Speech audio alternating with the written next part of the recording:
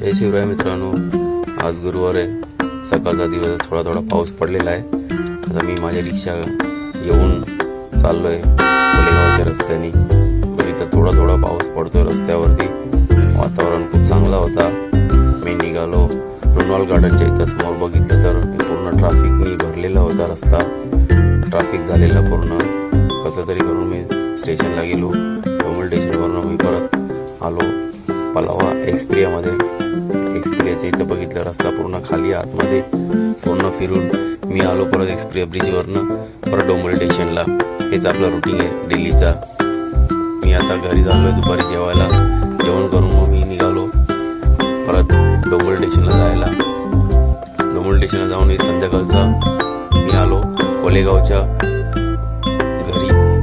घरी जाऊन मी बायको आणि पोरांना घेऊन आलो परत गुरुवारच्या मार्केटला.